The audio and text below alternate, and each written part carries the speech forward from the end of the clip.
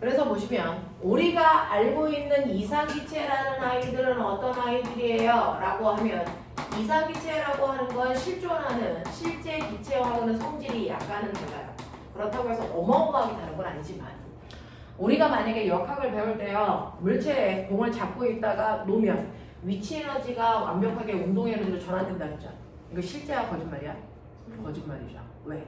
공기에 저항이 있고 바닥과의 마찰이 있기 때문에 실제로 위치 에너지가 완벽하게 운동 에너지로 전환되지 않아요. 근데 공기의 저항이나 바닥과의 마찰을 생각하면 대단히 복잡해서 내용을 이해할 수가 없잖아요. 그래서 단순화시킨 게 공기의 저항이 없을 때라고 해서 배우는 것처럼 기체들의 운동도요. 실제 기체들의 운동을 설명하면 복잡해요. 그래서 우리가 핵심을 배워야 되는데 핵심이 잘 머릿속에 들어오지 않는단 말이죠. 그래서 우리의 핵심을 배우기 위해서 필요 없는 부분들 다 배제하고 배우는 거예요. 그래서 실제 기체와 이상 기체는 그런 의미에서의 약간의 차이를 가지고 있습니다. 그러면 그 중에서 이상 기체라고 하는 아이와 실제 기체라는 거의 차이점이 뭔데요? 라고 하면 기체들은요. 그 기체 입자가 차지하는 공간, 부피가 있는데요. 그 부피는 실제로는 입자와 입자 사이의 거리와 입자 간의 거리와 그리고 입자 한 개 한 개의 실제 크기. 이게 합해서 기체의 부피를 차지합니다. 맞죠? 입자 하나하나의 크기와 입자 사이의 거리가 모여서 입자들이 차지하는 공간의 크기, 부피를 만들어요. 자, 근데 다른 상태에 비해서 기체들은요. 입자 간의 거리는 999라면 입자의 크기를 다 더해봤자 얼마가 되냐면 1밖에 안 돼요. 그래서 부피가 1000이 됐다라고 친다면. 그래서 이 기체가 차지하는 부피에 비해서 입자 하나하나의 크기는 대단히 작잖아요. 그래서 엄청나게 작은 비중을 차지하기 때문에 과학자들은 이것 때문에 신경 쓰기 싫어. 그래서 어떡할 거야?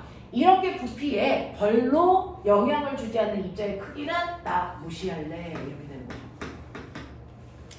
그러면 입자의 크기를 무시한다는 거, 그 입자의 크기가 없다고 생각할 거야. 나 이렇게 하는 거야.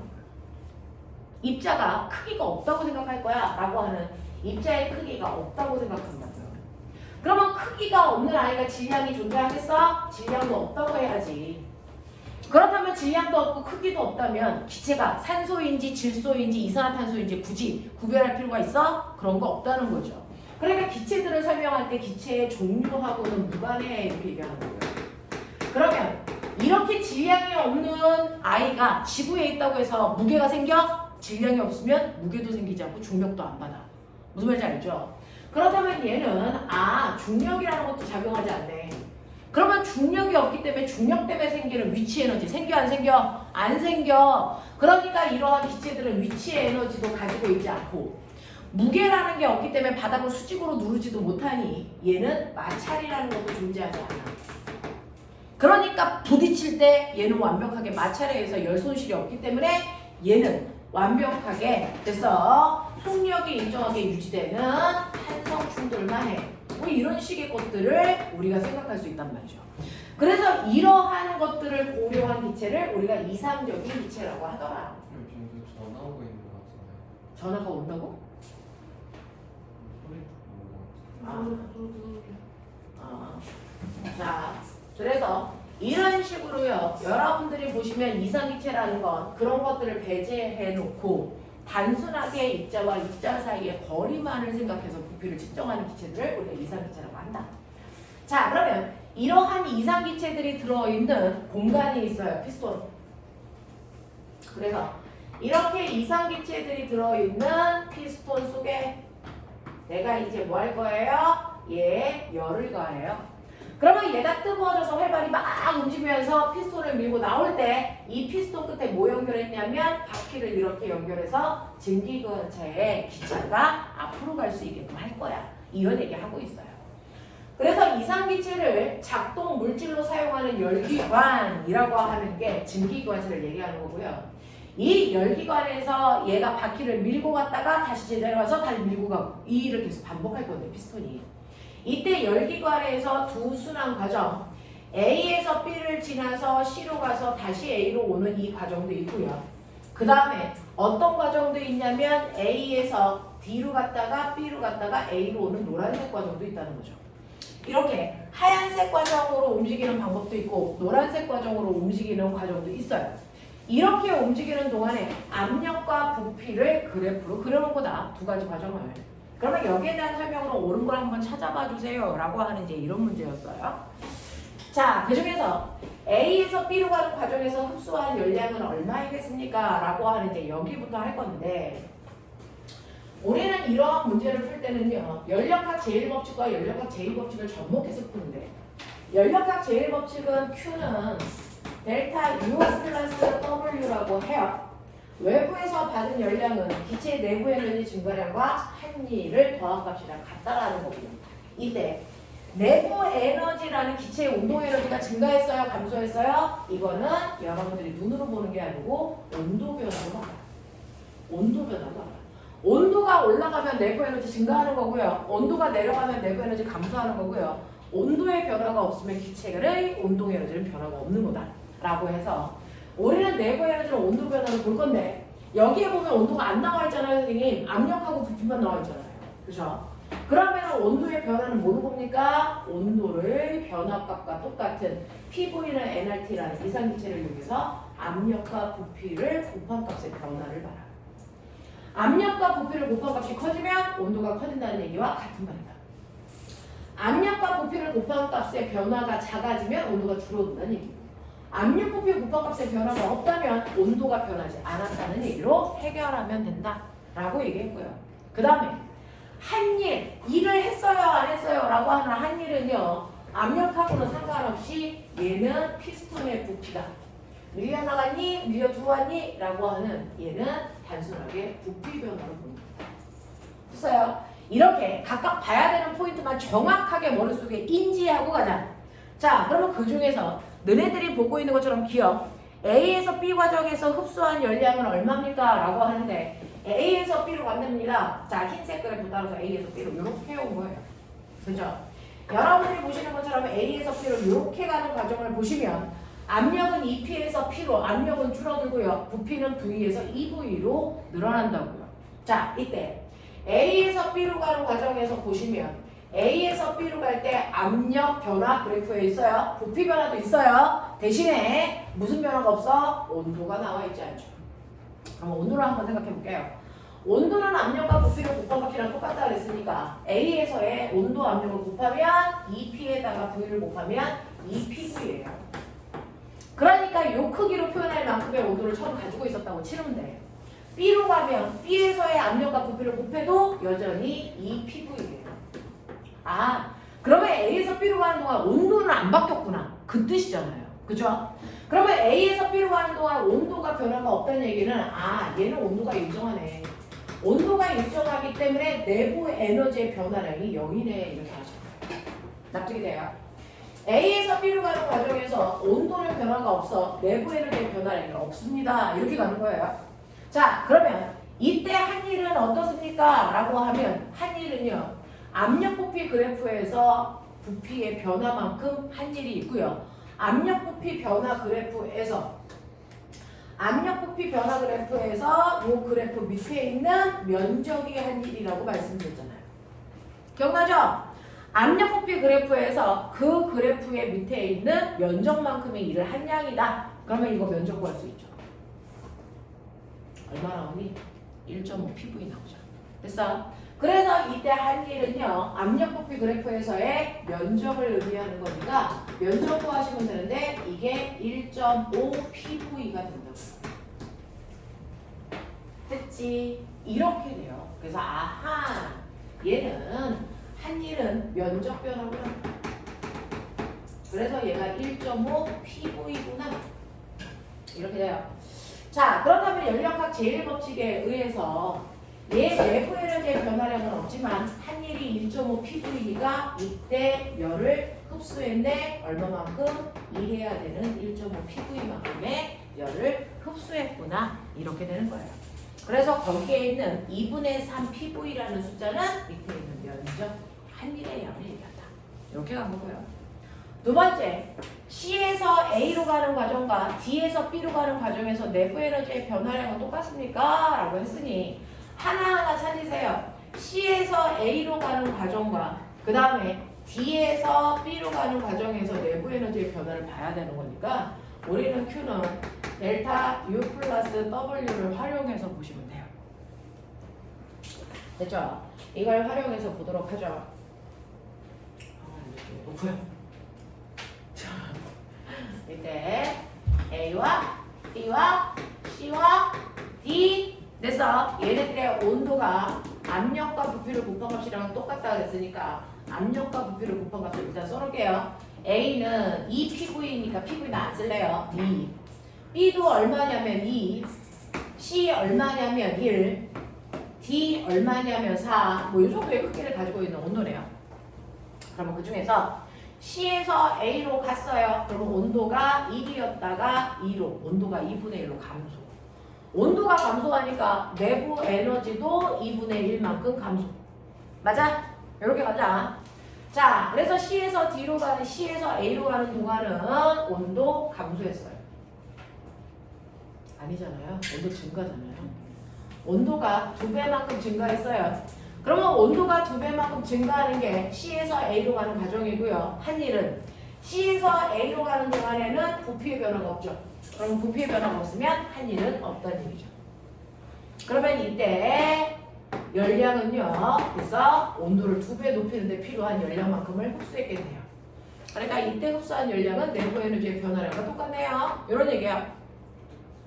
그 다음에 여러분들이 보시면 D에서 B로 가는 과정이요. D에서 B로 가는 과정은 온도가 2분의 1배 감소했어요.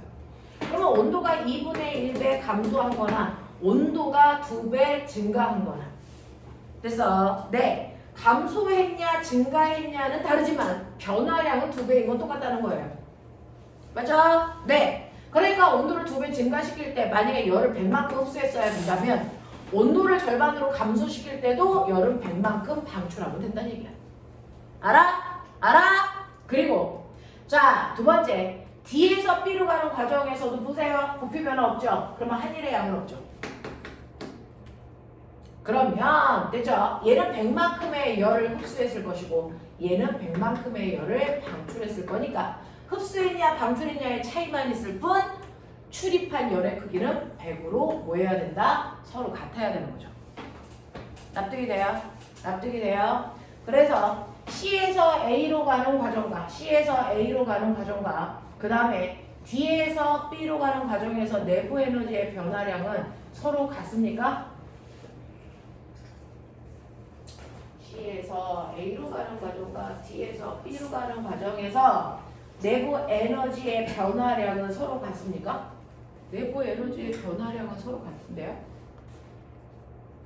C에서 A로 가는 과정과 D에서 B로 가는 과정에서 내부 에너지의 변화량은 서로 같다.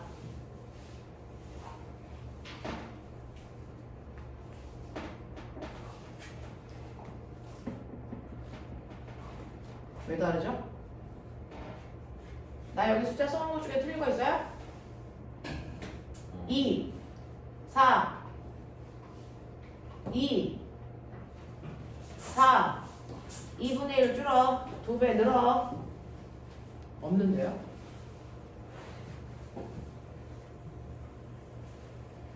내부 에너지의 변화량이 다를 수가 없는데요?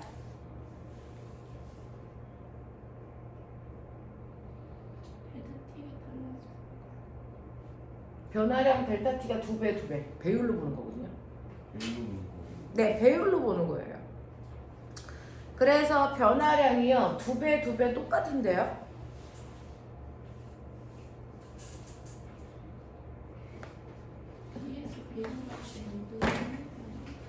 D에서 B로 갈 때 온도가 절반으로 줄은 거 아니에요? 온도가 4였다가 2로?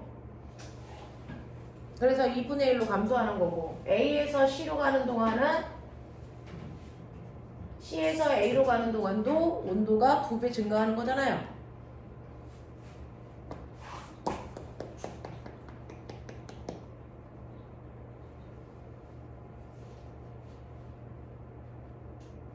다를 수가 없는데요.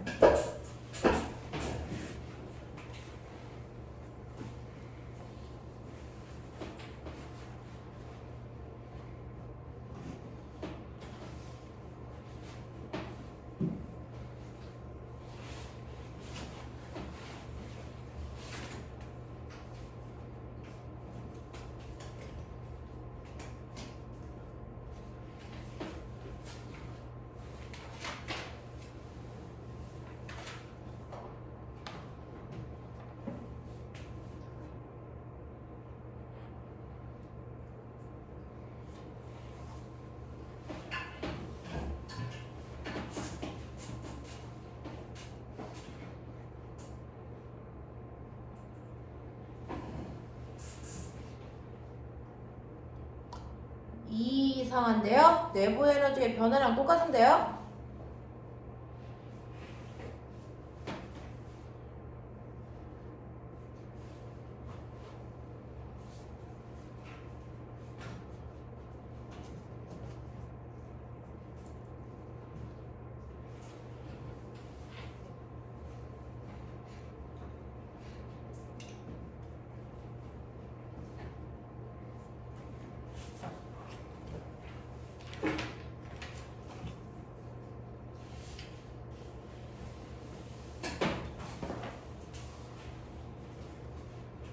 이 아이 좀 이상하다.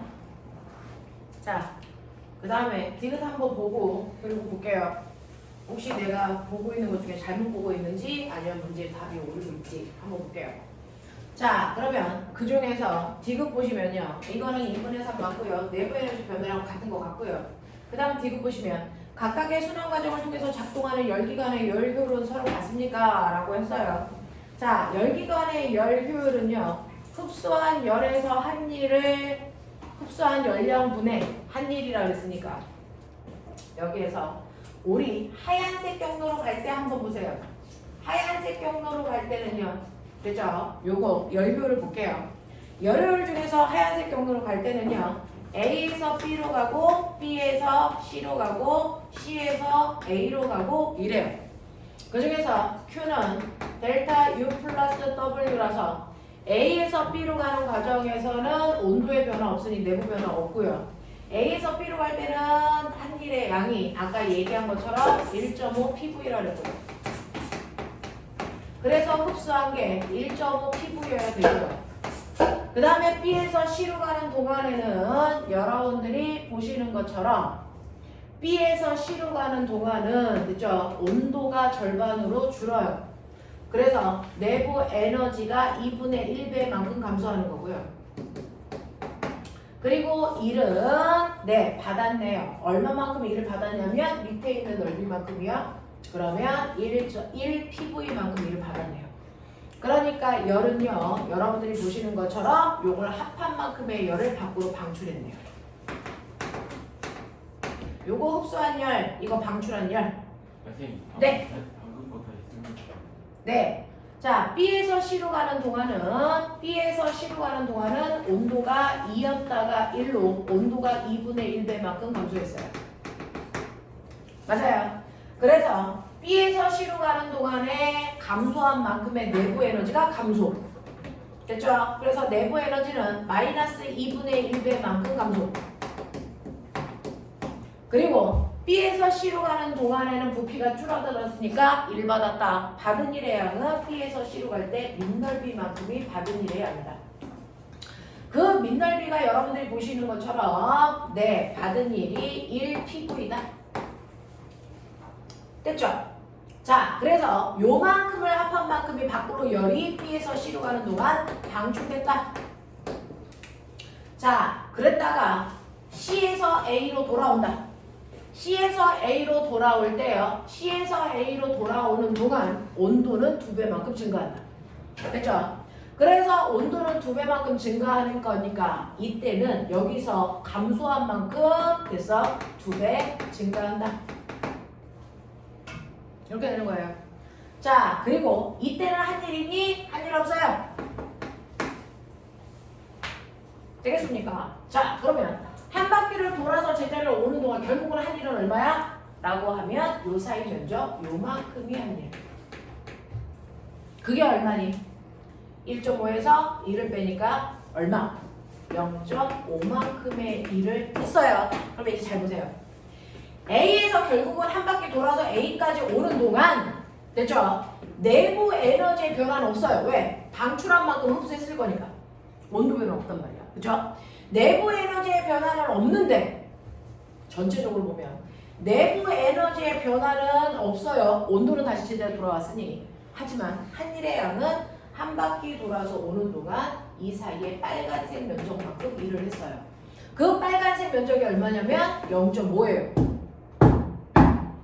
그러니 결국은 됐어? 한 바퀴 도는 동안 얘는 열을 얼마만큼 흡수했어야 돼요? 0.5 PV만큼의 열을 흡수한 거죠. 무슨 말인지 알겠어요? 무슨 말인지 알겠어요? 그러니까 흡수한 열량이 여기에서 1.5고요. 그 다음에 요거 다 더해서 얼마 남은데 0.5 나오면 되죠. 그러면 이거요. 방출한 게 얼마냐면 방출한 게 B에서 C로 가는 동안 B에서 C로 가는 동안 내부 에너지의 변화가 단열 과정이에요. B에서 C로 가는 동안 요거 합한 만큼 방출하면 되는 거니까.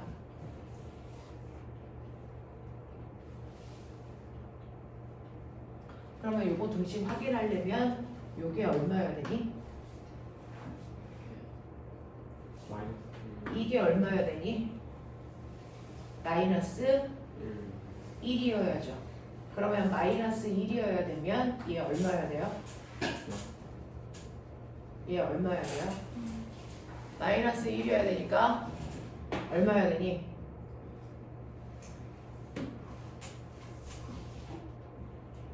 이거 더하기 이거 더하기 이거가 이거면 되잖아.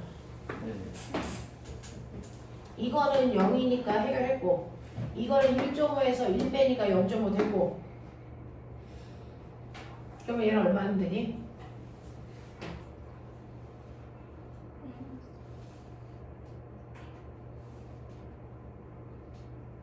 얘는 이거 더하기 이거 빼기 1 얘는 이거 얘가 얼마여야 되지? 0.5 0.5면 얘 크기하고 얘 크기 맞는 거 맞죠? 같은 거 맞죠? 맞아요? 그러면은 요 크기가 2라 그러면 얘도 2면 되는 거죠? 맞죠? 요 크기하고 요 크기가 같은 거 맞는 거죠? 그래야 되죠? 그러니까 아까 내가 보여드리고 싶은 게요. 요 변화와 요 변화가 같다고요. 안 같을 이유가 없다고요. 됐죠? 네. 그래서 요런 관계식이 성립이 되는 거고요. 그 다음에 얘는 그럼 결국은 뭐야? 흡수한 게 얼마였는데? 1.5였는데. 그 중에서 1은 얼마만큼 했어? 0.5만큼 했어. 이게 얘의 열 효율이야. 하얀색 기관에. 그 다음에 노란색 기관의 열효율을 한번 보자. 됐죠? 노란색 방향에서의 열효율은 이렇게 가는 거예요. 그러면 A에서 B로 가고 D에서 B로 가고 B에서 어디로 갑니까? A로 돌아가요. 맞나? 이게 노란색이야. 그 중에서 똑같이 Q는 델타 U 플러스 W라 했으니까 Q는요 A에서 B로 가는 동안 그죠? 얘는 내부 에너지의 증가량이 얼마냐면 A에서 D로 가는 동안 온도가 2배 커져요. 2배 커지고 그 다음에 한 일은 이 밑에 있는 넓이야. 그럼 이 밑에 있는 넓이니까 요거 계산하시면 얼마 나옵니까? 1 곱하기 2니까 2PV. 그리고 D에서 A로 가는 동안 부피 변화 없으니까 한 일의 양은 0이고요. 그 다음에 D에서 B로 가는 거니까 온도는 절반만큼 감소하는 거죠. 그러니까 흡수한 열과 방출한 열이 똑같다는 거죠. 되겠습니까? 네, 요 얘기고요. 그 다음에 여기에서 D에서 어디로 가는 거냐면 A로 가요. 그러면 B에서 A로 가는 거니까 이때는 온도 변화 없네요. 내부 에너지 변화 없어요. 내부 에너지 변화 없고 1 받은 건 얼마냐면 마이너스 1pv만큼 받았어요. 그러면 얘는 전체적으로 한 일은 얼마예요? A에서 출발해서 다시 A로 올 때 한 일의 양은 얼마가 됐니? 1pv가 돼요. 아까는 0.5pv였는데 그래서 1pv가 되는 거고 그 다음에 내부 에너지의 변화량은 제대로 돌아왔으니까 없는 거고 그러면 얘는 왜?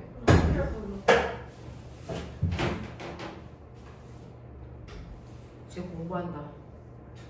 필요하잖아.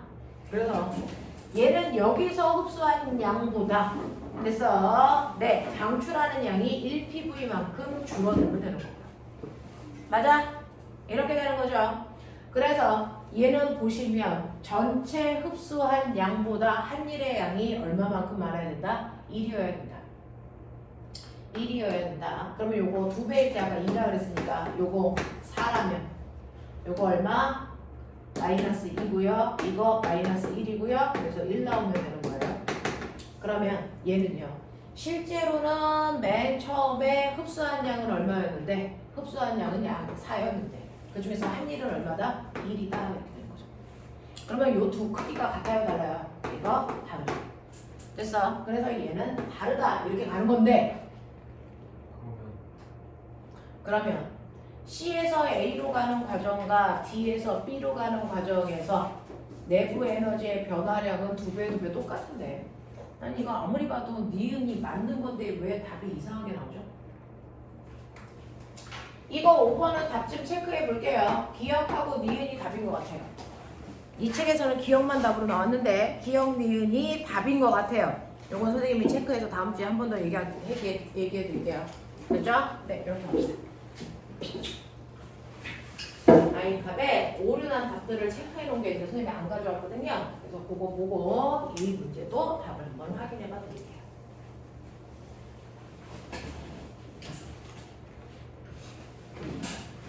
연력하기 생각보다 조금 까다롭죠? 피 멈췄어? 안 멈췄어? 계속 나와? 피가 자주 나와? 자, 6번 좀 볼게요. 선생님 뭐 코피 나는 게 소원인데 코피가 안 나요. 코피 나면 연약해 보이잖아.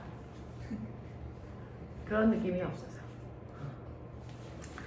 자, 6번 보시면 그림은 등원 과정과 단열 과정으로 이루어진 카르노 순환 과정이고요. ABCD에서 다시 A로 돌아오는 과정을 그래프로 나타낸 것이고 A에서 B로 가고 C에서 D로 가고 각각 절대 온도가 ET에서 T인 과정입니다.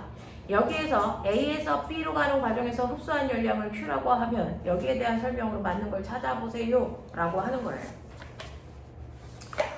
자, B에서 C로 가는 과정에서 열을 방출했니? 라고 하는 거예요. B에서 C로 가는 과정에서 열이 방출했나 볼까요? B에서 C로 가는 과정, B에서 C로 가는 과정 이렇게 되죠. 그래서 열을 방출했냐라고 하는 Q값이 마이너스니? 이거 묻는 거죠. 그러면 델타 U 플러스 W에서 얘가 마이너스가 나오는지 보시면 돼요. 자, 이때 B와 C의 온도를 비교하자는 얘기는 압력과 부피를 곱한 값을 비교해보자 이 뜻이에요. 자, 대략적으로 잡으세요. 됐죠? 네. 여기에서 요때 요 압력을 4라고 놓으면 여기에서 여기의 부피를 한 1쯤 놓으면 되겠죠? 됐어. 그래서 A의 값을 여러분들이 4쯤 놓으시면 이걸 4쯤 놓으시면 B 값을 얼마로 놓으면 될까요? B는 온도가 똑같이 됐어. 유지돼야 되니까 곱한 값이 4가 유지가 돼야 된단 말이죠. 그러니까 곱한 값이 그대로 4가 유지가 되려면 여기를 2로 잡고 이쯤을 2쯤 잡아서 4야 이렇게 되는 거야. 그렇죠? 압력과 부피를 곱한 값이 온도인데 A와 B의 온도는 똑같다 했어요. 2T. 됐죠? 그렇게 온 거야. 그 다음에 C는요. 온도가 절반밖에 안 돼야 되니까 압력과 부피를 곱한 값이 절반밖에 안 돼야 돼. 무슨 말인지 알겠어? 그러면 절반이 되려면 선생님이 여기를 대략 얼마로 놓을까요? 4로 놓으면 이 새끼는 여기가 얼마면 되겠어? 네. 그러면 4잖아요. 얼마 돼요? 2분의 1 이렇게 나야 되겠죠? 되겠죠? 이렇게 대략적으로 여러분들이 숫자를 어림잡아 놓으시고 문제를 푸시면 되겠죠? 자, 그래서 B에서 C로 가는 동안은 온도가 절반으로 줄어요. 온도가 2T에서 T가 되니까 그러면 온도가 줄니까 내부에는 감소하겠죠. 그쵸? 하겠죠? 네. 자, 그 다음에 B에서 C로 가는 동안에는요, 여기에서 있는 보시는 것처럼 요 밑에 있는 넓이가 한일.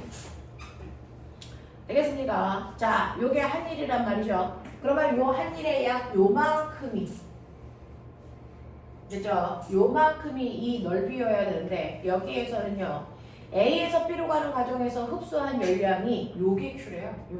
요만큼이 Q래요.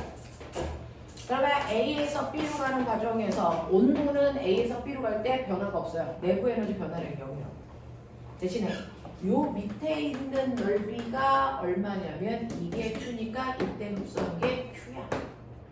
그러면 요 넓이가 Q면 꼬맹아 요 넓이는 짐작할 수 있냐?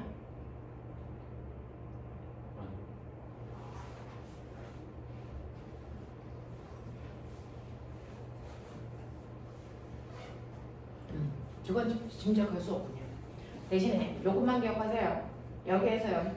B에서 C로 가는 과정에서는요. 내부 에너지는 감소했어. 됐죠? 내부 에너지는 감소했는데 일은 했어. 그러면 이때 열을 흡수했을까요? 아니면 열을 방출했을까요? 아니면 열의 출입이 없을까요? 요거 묻는 거죠. 어떻게 하면 돼요? 쉽게 할 수 있는 방법. 온도 열을 흡수했을까? 방출했을까? 여기에서는 열을 뭐 했어야 될까요? 여기 카르노 순환기관에서 얘 열효율 구하는 방법 있죠.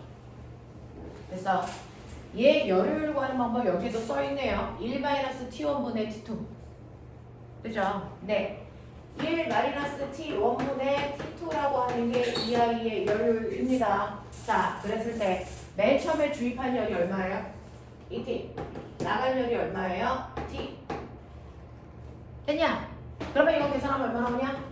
2분의 1. 1에서 2분의 1 빼면 열 효율이 얼마 나온다니? 2분의 1 뭡니까? Q. 맨 처음에 받은 게 Q니까.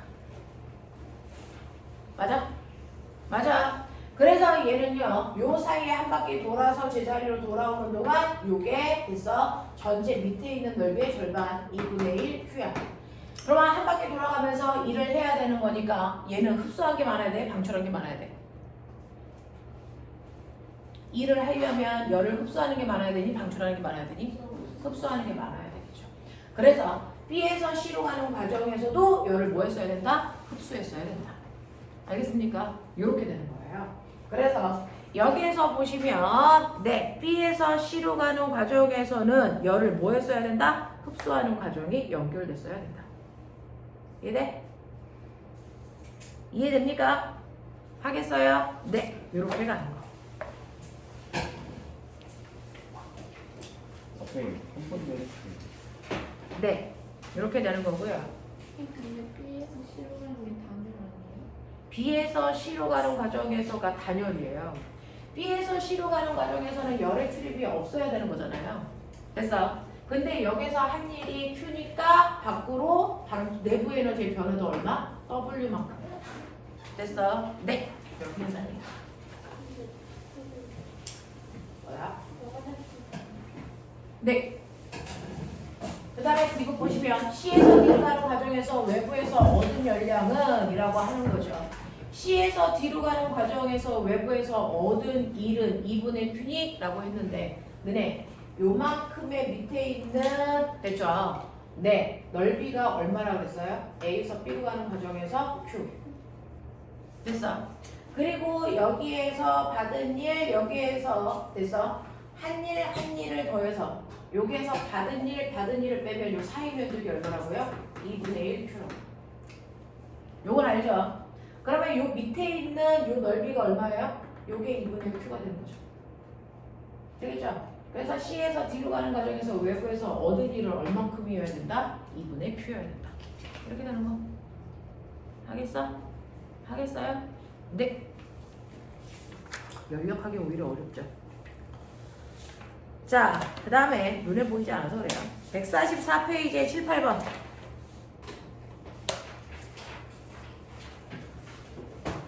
얘는 돼요? 해요? 네. 이렇게 되는 거. 연력하기 생각보다 좀 어려워요. 자, 이 중에서 질문. 실수. 뭐? 너 이거 숙제 안 해와서 질문하는 거지? 자, 요거는 선생님이 지호하고 따로 할게요. 다른 사람 중에 7, 8번, 7번인 사람 있어? 없어? 지호가 유일해? 네, 그럼 지호하고 선생님 별도로 할게요. 자, 그 다음에 상대성 이론이요. 시간이 별로 없어서.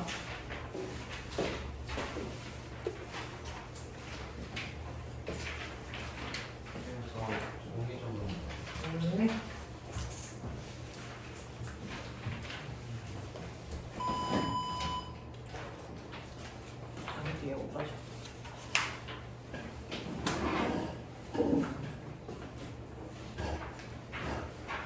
자, 저번 주에 필기했던 사람 있죠? 필기한 노트 좀. 저번 주에 어디까지 설명했나 보려고요. 필기한 것 좀 보여주세요. 저번 주에 필기 혹시 했나요? 거의 안 했어요? 저번 주 수업 내용 중에 필기한 사람 잠깐만 보여주세요. 상대성 이론 어디까지 했나 보려고요.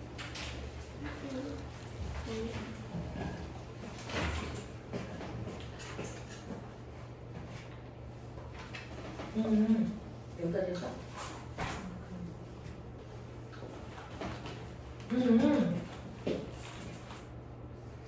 상대성 이론 초입하고 말았죠? 그죠? 네. 그러면 이제 상대성 이론 처음부터 한다 생각하고 갈게요. 자, 여러분들 오늘 1권을 끝내봐 드리려고 하고 있어요. 그래서 1권에서 상대성 이론에 해당되는 내용부터 질량의 에너지 동등성까지 설명해 볼 테니까 따라오시면 되고요. 자, 여러분들이 지금부터는 이제 역학 다 끝났어요. 역학 다 끝났고 그 역학이라고 하는 거에서 이제 특수한 경우들을 몇몇 가지를 할 건데 그걸 상대성 이론으로 설명할게 라고 하는 거고. 현도야 7, 8 여기 확인 보여? 보이는 거야? 네. 자, 그러면 여러분들이 지금부터 하셔야 되는 거 상대성 이론. 상대성 원리. 그래서 여기서부터 선생님이랑 해볼게요.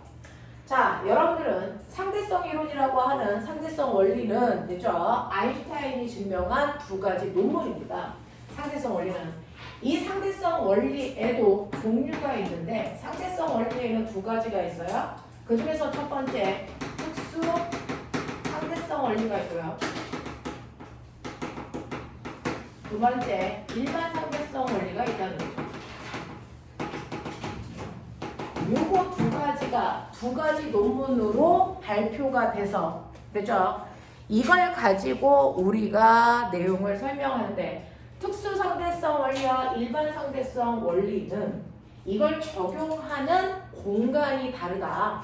아무 때나 아무거나 적용하는 게 아니고 특수 상대성 원리를 적용할 수 있는 공간과 일반 상대성 원리를 적용할 수 있는 공간을 구별해서 봐야 되는데 어떤 공간에서 어떤 걸 써요? 라고 하면 어떤 물체가 한번 정지되어 있는데요. 시간이 1시간이 지나도 100시간이 지나도 시간이 지나는 간격은 상관없이 얘가 처음에 정지한 상태를 가지고 있었는데 시간이 지나 나중이 돼도 처음에 정지한 애가 그대로 정지되어 있어요. 아, 아무것도 변한 게 없네. 네, 이거요. 써요. 처음에 물체가 정지되어 있지는 않았는데 오른쪽으로 가고 있었어요. 자, 가고 있었는데 오른쪽으로 2m/s의 속력을 가고 있었는데 시간이 지나도 여전히 얘가 오른쪽으로 2m/s의 속력을 가고 있어요. 그래? 그러면 지금 여러분들이 보는 것처럼 얘는 처음의 상태나 나중의 상태 중에 운동 상태의 변화가 있다 없다? 없어요. 아무것도 안 변하는 운동을 합니다. 이렇게 아무것도 변화가 없는 운동 상태의 변화가 없는 걸 우리는 뭐라 그러니? 무슨 상태? 처음에 운동 상태가 나중에 운동 상태랑 똑같아. 아무런 변화도 없는 상태를 우리가 뭐라고 한다? 관성 상태라고. 그래서 관성이라고 하죠. 그래서 그래서 정지되어 있는 애가 끊임없이 정지한 상태를 유지하는 걸 우리는 멋진 말로 뭐라 그러니? 정지건성. 움직이는 아이의 빠르기와 방향의 변화가 없는 걸 우리는 무슨 관성이라고 그러니? 이걸 운동관성. 이 둘을 합해서 관성이라고 부르는 거예요. 자, 이런 식으로 물체가 처음이나 나중이나 그 물체의 운동 상태에 어떤 변화도 없는 상태가 바로 관성 상태고요. 이러한 관성이 성립되는 공간에서만 설명할 수 있는 게 바로 특수상대성 이론입니다. 그러니까 특수상대성 이론은 관성이라는 게 성립되는 공간, 그 공간에서 나타나는 형태들을 설명하기 위한 게 특수상대성 이론인데, 이렇게 관성이라는 게 성립되는 공간이라고 하는데, 공간을 우린 뭐라 그러냐면 공간을 좌표계라고 부릅니다. 자, 그래서 특수상대성 이론은 관성이 성립되는 공간, 멋진 말로 관성 좌표계에서 나타나는 현상을 설명하는 이론입니다. 그러면 선생님 어떻게 얘는 처음에 정지되어 있었는데 계속 정지돼요? 그건 물체의 운동 상태를 변화시킬 수 있는 능력을 받지 않아서. 오른쪽으로 2m/s의 속력으로 갔는데 시간이 지나도 계속 오른쪽으로 2m/s의 속력으로 어떻게 가요? 운동 상태를 변화시킬 수 있는 능력을 받은 적이 없어서. 그 능력이 뭐죠? 운동 상태는 뭐에 따라 변해요? 힘. 맞아요. 그러니까 이렇게 관성이 유지되는 공간이라는 건 얘가 움직이는 동안 운동 상태를 변화시킬 수 있는 능력을 한 번도 받은 적이 없는데, 그 능력이 바로 뭐냐면 바로 힘이죠. 그러니까 이 물체는 운동하는 동안 어떠한 힘도 받은 적이 없어. 받은 힘의 크기가 0이야. 그러니까 물체의 운동 상태의 변화량, 멋진 말로 뭐라 그러지? 그걸 가속도. 얘 가속도가 0이야. 납득돼요? 이 얘기잖아요. 그러니까 특수상대성 이론은 물체가 운동하는 동안 어떠한 힘도 받지 않아. 물체의 운동 상태의 변화가 없는 상태에서만 설명할 수 있는 게 관성좌표계라고 하는 거고, 그 관성좌표계에서 설명할 수 있는 게 특수상대성입니다. 이래요. 이것과 반대말이에요. 특수상대성 이론과 반대말이 바로 일반상대성 이론이라서, 일반상대성 이론은 물체가 처음에 정지되어 있었다고 시작.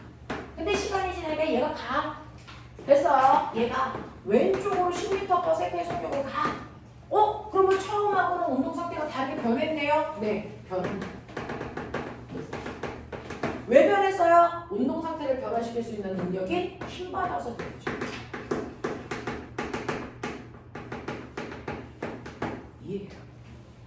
그래서 일반상대성 이론은 물체의 운동 상태가 변하는 공간, 그 변화량을 우리가 뭐라 그래요? 변화량을 가속도. 알죠? 힘받아서 물체의 운동 상태가 변하는 걸 가속도, 그 변화량은 가속도의 크기. 됐죠? 자, 이렇게 일반상대성 이론은요, 물체의 운동 상태가 변하는 공간, 그게 가속도가 작용하는 공간. 그래서 이거를 가속 좌표계라고 불러요.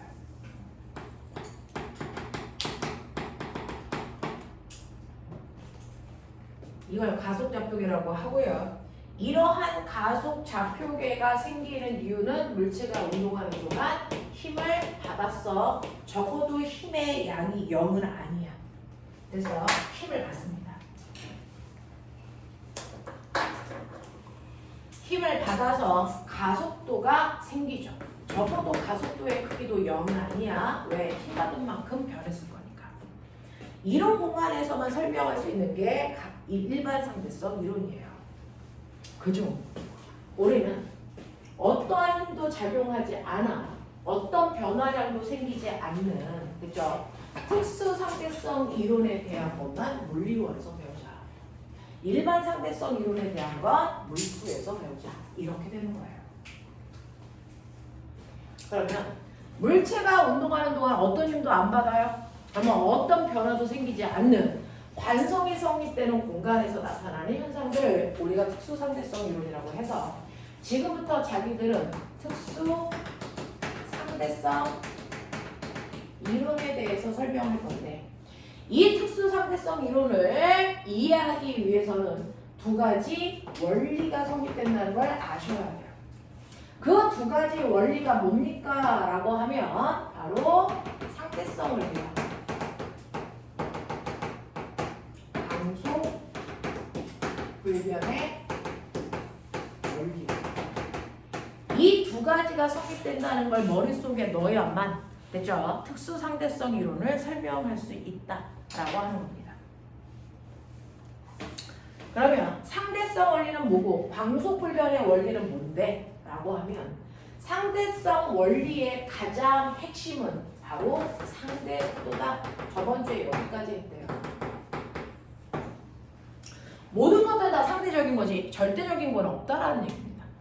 자, 그 중에서 대표적인 게 상대 속도인데 우리가 얘기하는 그동안의 속도는요 뉴턴식 속도예요. 그래서 어떤 A라는 물체가 오른쪽으로 2m/s의 속력으로 가고 있어. 오, 그래?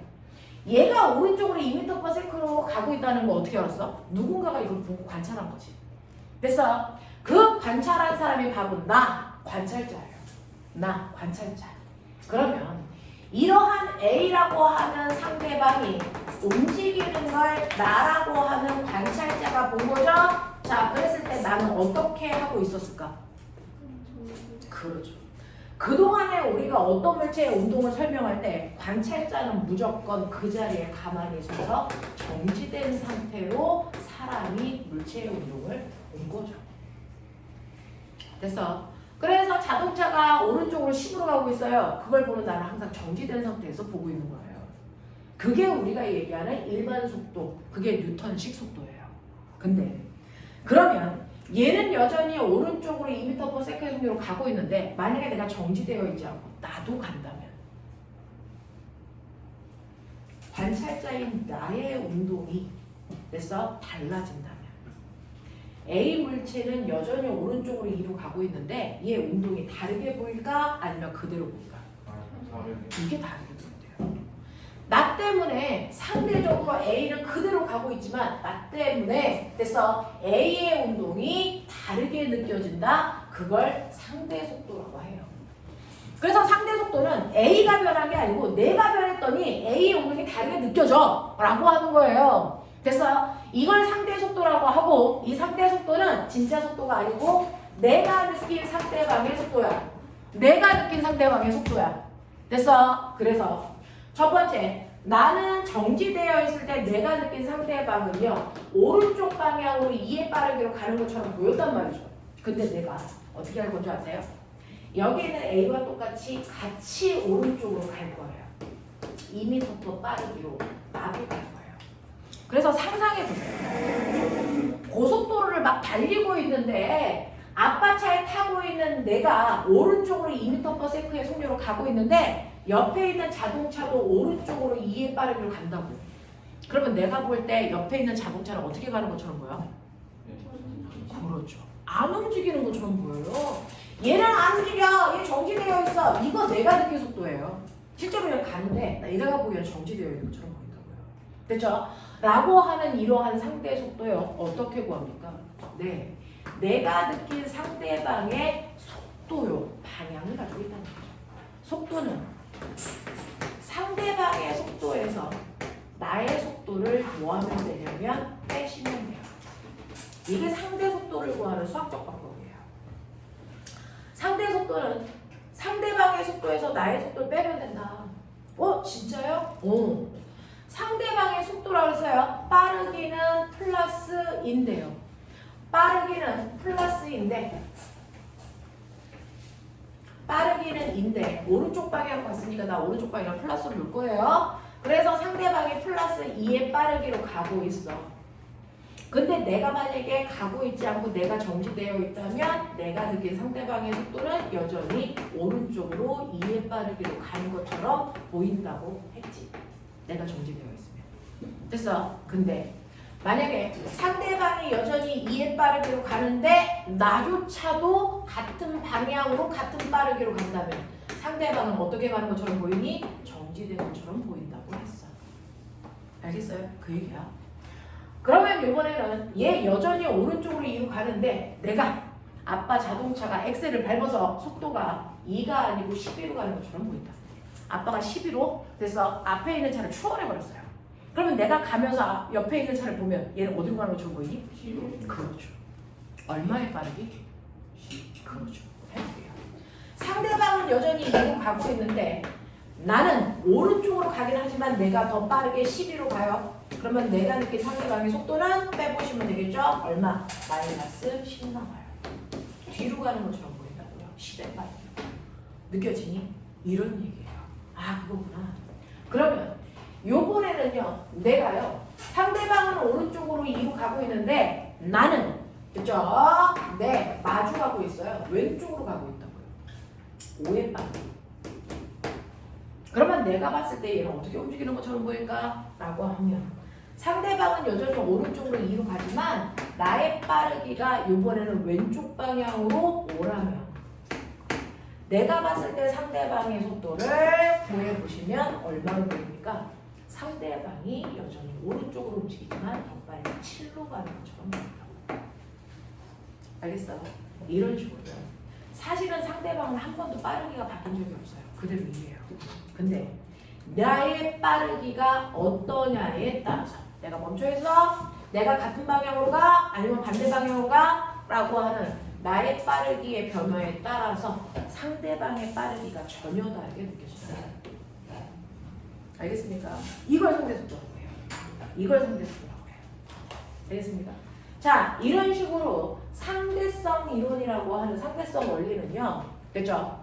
나의 상태에 따라서 상대방이 다르게 느껴진다는 거야. 내가 어디에 쓰는 줄 아세요? 인터스텔라 같은 거 봐. 저번에 그 맞아요. 그래서 선생님은 여전히 안 보고 싶은 영화를 안 보는데 여러분들은 시간이 될 때 한 번쯤은 보세요. 너무 긴데요. 3시간이죠. 네. 네, 볼 수 없는 영화야. 자, 이렇게 우주선에 있는 아빠가 갑니다. 우주선이 그래서 V의 속도로 가고요. 거기에 아빠가 타고 있고요. 됐죠? 자, 그리고 지구에 있는 딸이 이렇게 있어요. 그래서 이렇게 있다고 쳐요. 그러면 우주선은 가고 있고 딸은 지구에 뭐 되어 있니? 정지되어 있죠. 그러면 딸이 보면 우주선이 V의 속도로 오른쪽으로 가죠? 그러면 아빠가 보면 누가 가니? 딸이 가죠. 어느 쪽으로? 왼쪽으로 가죠. 얼마의 속도? V의 속도로 가는 거죠. 자기는 멈춰요. 됐어? 이런 식으로 상대 속도라고 하는 건 관찰하는 자기는 언제나 움직이지 않고 정지되어 있다는 착각을 갖습니다. 됐죠? 나는 멈춰있는데 네가 움직이는 거야. 됐어? 그래서 딸의 입장에서는 아빠 나 멈춰있어. 아빠가 오른쪽으로 가는 거야 라고 얘기해요. 됐어? 근데 아빠의 입장에선 아니야 내가 멈춰있어. 네가 왼쪽으로 가. 누가 맞는 말이야? 둘 다 맞는 말이라는 거죠. 됐어? 둘 다 맞다는 거예요.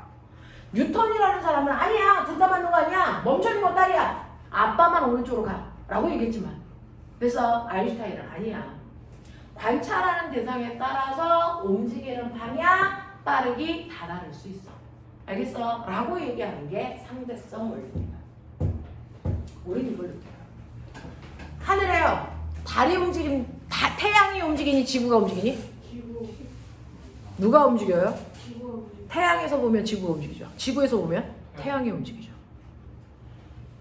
됐어? 뭐가 진실이에요? 진실이라는 건 없다는 거죠. 둘 다 맞다는 거예요. 무슨 말인지 알겠어? 이렇게 된다는 거예요. 이런 식으로 우리는 이런 식으로 물체의 운동을 상대적으로 이해할 수 있는 능력이 있어야 상대성 원리를 이해합니다. 됐죠? 자, 그러면 이러한 상대성 원리 그러면 선생님 이런 식으로요. 어떤 애가 오른쪽으로 2m/s의 속력으로 가고 있는데 그죠? 네. 여기에서 나도 2m/s의 속력으로 가고 있으면 내가 본 상대방은 움직이지 않고 정지된 것처럼 느껴지네요? 여기까지 납득이 됐어요? 오케이. 근데 얘는 달라. 광속이 뭐야? 빛의 속력이죠. 자, 빛의 속력을 우리가 광속이라고 하고 일반적인 속력은 벨로시티 V로 쓰는데 빛의 속력만 여러분 C로 써요. 자, 광속은요 이렇게 돼요. 아인슈타인은요 19살 때 친구가 없었어요. 그래서 친구가 없어서 아인슈타인이 혼자 자기 거울에 비친 얼굴을 보고 막 얘기하고 외로우니까 친구가 없잖아. 거울에 비친 자기의 얼굴을 보면서 자기와 대화하는 그런 아이였어요.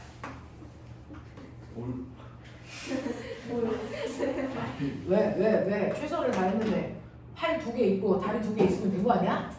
자, 팔이 몇 개? 9개. 뭔가 한자 같다. 한자의 속이 뭐지? 야, 나는 그림을 잘 못 그려. 아, 근데 느낌은 있어. 다리와 팔은 구별은 돼. 그럼 된 거지. 야이씨, 됐어. 허리에 왜 소리 달렸어요? 총이 달려 있어? 저 허리 아니에요? 팔 허리. 팔을 좀 밑으로 내렸나 보지. 이거는 자기가 보기 나름이야. 잘 봐. 됐어. 혼자서도 울고 가겠고. 답을 쳐라. 자, 해보자. 하늘에. 야, 거울에 비친 내 얼굴이 보일 때까지 빛의 경로. 거울에 비친 내 얼굴이 보이잖아. 그걸 볼 때까지 빛의 경로. 빛의 경로. 태양에서 뭐가 나와? 빛 나와서 빛이 어디로 가? 죽여버려 이 새끼야. 내 얼굴로 가서 얼굴에서 반사된 빛이 거울에 가야 얼굴의 정보가 거울에 인식되지. 맞냐? 막바로 거울로 가면 되겠냐? 안 되죠. 그래서 일단 태양에서 나온 빛이 내 얼굴의 정보를 가지고 거울로 가요. 그래서 내 얼굴의 정보를 그대로 거울면에 투영시키고 그 빛이 다시 내 눈으로 들어와야 우리는 그 정보를 눈으로 읽는 겁니다. 알겠어? 이걸 본다라고 하는 거야. 알겠지? 이렇게 되는 거야. 그래서 우리가 순식간에 거울에 있는 내 얼굴을 볼 때까지요, 사실은 빛이 이렇게 팅팅팅 이렇게 오는 거예요. 그래서 보는 겁니다.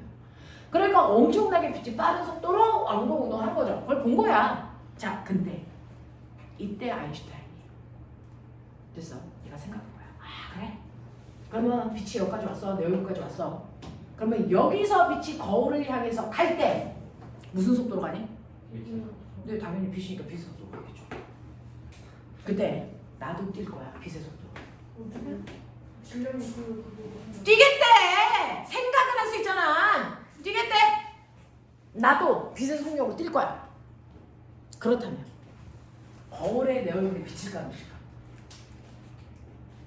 미치겠죠. 아인슈타인은 6년 동안 고민해서 결론을 내렸어요.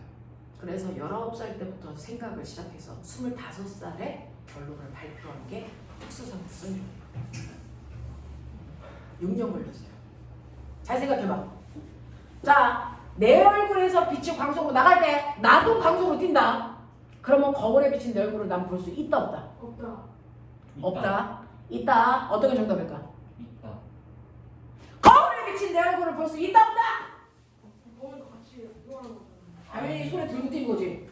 왕복 불변의 원리인데. 광속은 항상 C로 가요. 근데 나도 C로 뛰어요. 한번 안 보면 거울에 내 얼굴 비친다 안 비친다? 쉽지 않죠? 그 머리 좋은 아인슈타인 6년 걸렸어요. 결론을 내릴 때. 비친다 안 비친다? 결론은 비친다. 신기하죠? 와! 선생님 상대성 원리요. 네. 상대방의 속도에서 나의 속도를 빼야 내가 느끼는 속도예요.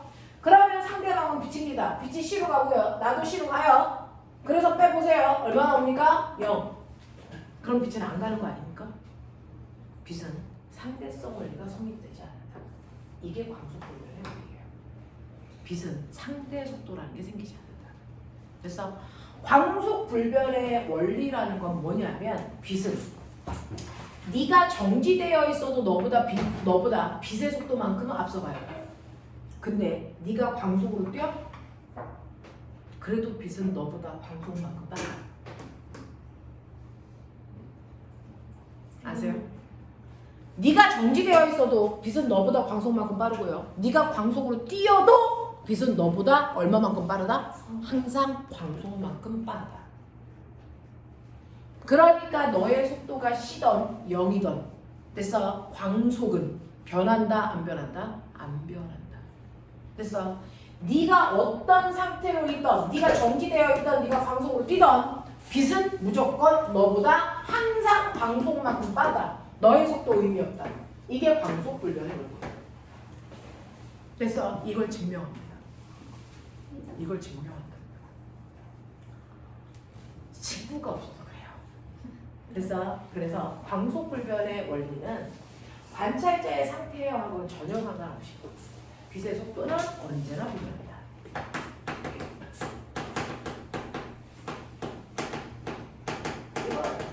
그러니까 네가 빨리 뛰던, 네가 멈춰있던 빛은 무조건 너보다 광속만큼 앞질러 가요. 그러니까 네가 빨리 뛰고 있을 때도 거울에 네 얼굴을 비춰서 그걸 볼 수 있다. 신기하죠. 그러니까 광속은 상대 원리가 성립되지 않는다는 거예요. 알겠어? 이런 얘기입니다. 그래서 빛의 속도는 늘 언제나 C예요. C. 되겠죠? 이 두 가지를 여러분들이 이해한다면 이거 가지고 특수 상대성 원리에서 나타나는 현상들을 선생님이 설명해봐 드릴게요. 자, 그러면 이 두 가지 원리를 가지고 특수 상대성 원리로 설명할 수 있는 현상들이 있겠죠. 그 현상에 몇 가지가 있습니까? 4가지. 됐어. 그 중에서 하나만 설명하고 잠깐 끊어드릴게요. 첫 번째는 동시성의 상대성.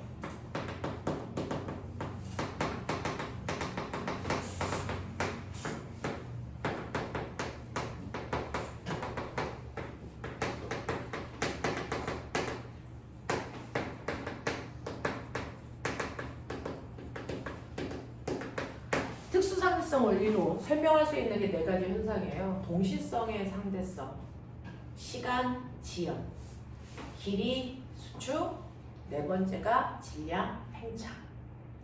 이 4가지를 우리가 설명할 수 있는 게 바로 특수상대성 이론입니다. 특수상대성 이론을 가지고 설명할 수 있는 현상이 이 4가지입니다.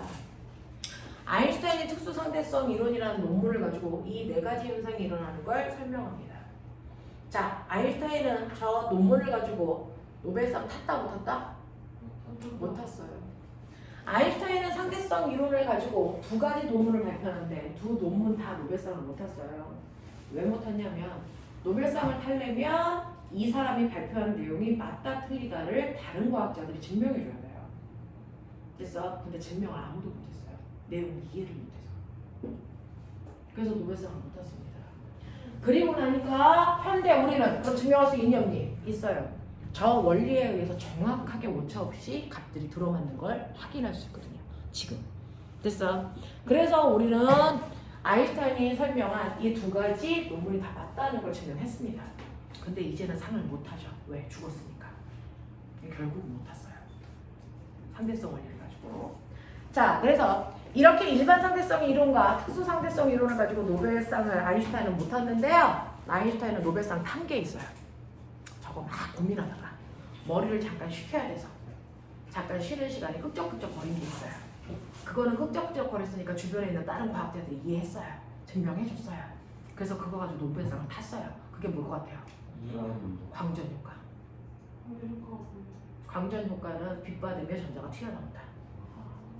그거 가지고 우리가 뭐 만든 거예요? 태양광 전지 만든 거잖아요. 그래서 그걸로는 노벨상을 탔어요. 사람들이 이해하기 쉽거든요. 빛 먹었더니 전자 튀어나간대. 보이기도 하거든요. 됐어요. 그걸로는 노벨상 탔어요. 근데 이해를 못 탔죠. 그래서 아인슈타인이 그랬어요. 내가 설명한 이 이론을 이해할 수 있는 석학, 머리가 열나 좋은 애들. 그래서 지구에 7명도 안 될 거다. 자기가 써놓고도 되게 어려운 내용이거든. 그래서 내가 쓴 이 상대성 이론을 이해할 수 있는 사람이 지구상에 7명도 안 될 거야! 라고 하고 그래서 죽었습니다. 근데 우리나라는 고등학교 2학년 때 모든 아이들이 이걸 다 배우죠. 그러면 우리나라 아이들이 지구에서 얼마나 머리가 좋은 아이들이야. 7명을 뛰어넘지. 근데 그걸 고2에서 배우는 것도 그런데 여기 6학년이 배우겠다고 앉아있는 거지. 얼마나 머리가 좋은 민족이니. 되겠죠? 근데 이걸 또 얘네들이 이해를 한다? 해볼게요. 자, 특수상대성 이론은 실제로 지구에 있는 몇몇 아이들이 완벽하게 이해할 수 있을 정도의 수준이고요. 설명을 하면 대략 그런 거구나 라고 하는 걸 납득을 합니다. 됐어. 근데 이걸 증명하는 건 미적으로 증명해요. 그래서 여러분들이 과거를 가면 미적으로 상대성 이론을 증명합니다. 우리는 증명하진 않고 내용만 이런 게 있어 라고 하는 걸로 끝낼게요. 실제로 우리나라 일반고에서는 이걸 증명할 수 없어요. 그냥 내용이 이런 게 있다라는 것만 소개합니다. 자, 동시성의 상대성이라고 하는 이건 뭡니까? 라고 하면 특수 상대성 이론으로 설명할 수 있는 내용이 4가지가 있는데 그 중에서 동시성의 상대성은 내가 볼 때 동시에 일어났어. 이 일은 동시에 일어나는 일이야. 우주선에서 우주선이 앞으로 가고 있어요. 0.6c라고 하는 일정한 빠르기로 우주선이 가고 있으니 관성좌표계 안에 있다는 거죠. 그 우주선이 가고 있는 걸 지구에 있는 사람이 정지된 상태로 봐요. 그러니까 이 전체 공간이 관성좌표예요. 이렇게 우주선에서 됐죠?